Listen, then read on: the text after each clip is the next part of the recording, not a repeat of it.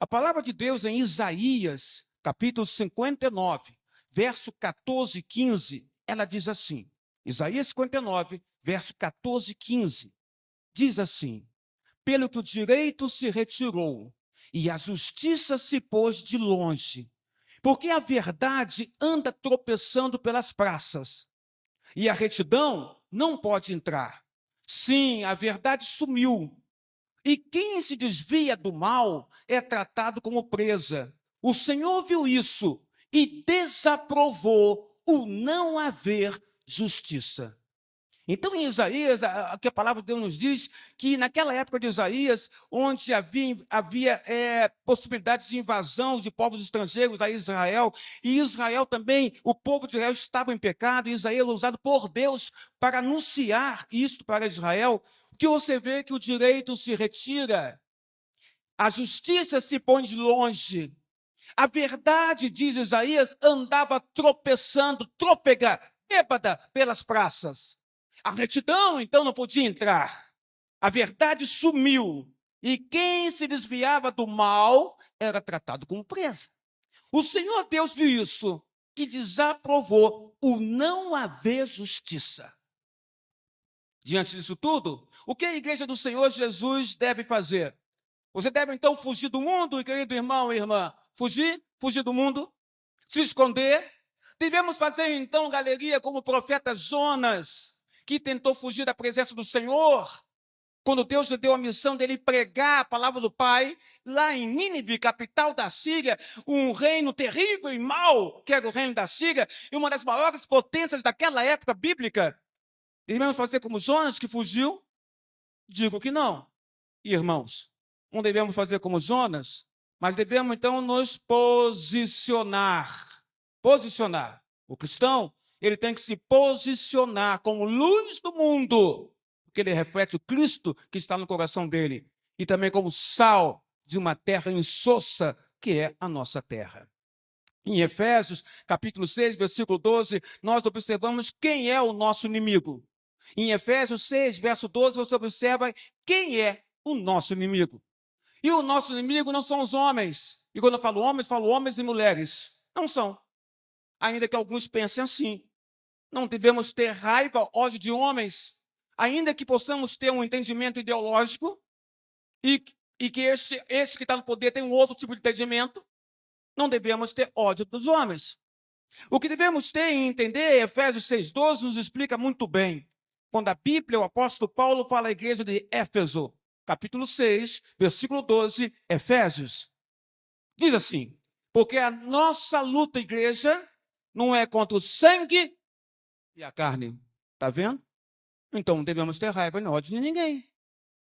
A igreja não foi chamada por Jesus para ter ódio e raiva de ninguém.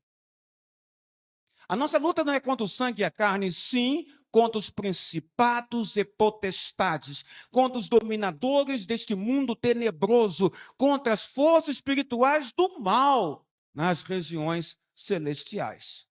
Então, gostando ou não daqueles homens que estão fora do nosso Brasil, ou dentro do nosso Brasil, que estão liderando o nosso Brasil, ou que não estão liderando o nosso Brasil, e que possuem autoridade ou não possuem autoridade, ou possuem influência ou não possuem influência, nós devemos sim não ter raiva nem ódio, mas nós devemos sim, à luz da palavra de Deus, orar pelas autoridades.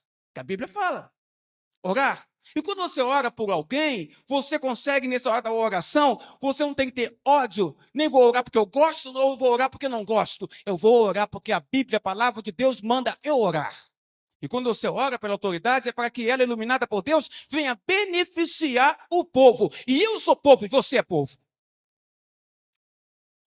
Nós temos que ser, então, orando pelas autoridades, nós temos que fazer como a palavra manda. A palavra manda que nós sejamos igreja, voz profética. É isso que nós devemos ser. Voz profética diante, Eurimaia, da injustiça, voz profética diante da violência e voz profética diante da corrupção. Voz, Tiago Soares, profética. Como povo de Deus, devemos ser os mensageiros da verdade do céu para a terra. Devemos trazer a verdade do céu para a nossa vida. Olha o que eu estou te dizendo. Devemos, Vitória, trazer a verdade do céu para a nossa vida. Trazer o ambiente do céu para a nossa vida. Respirar na terra o ambiente, Gisele Marques, do céu. Do céu. Então eu te digo, não desanime. Não. Os sonhos de Deus para as nossas vidas são muito maiores do que a realidade que nós estamos vivenciando hoje. Vou repetir. Os sonhos de Deus para as nossas vidas são muito maiores do que a realidade que nós estamos vivenciando nos dias de hoje. Quando somos submissos à realidade que vivemos, a gente vai se afastando de Deus. Quer que eu repita? É forte. Quando somos submissos à realidade que vivemos, a gente vai se afastando de Deus. E quando percebemos, não oramos mais. Não lemos mais a palavra do Pai.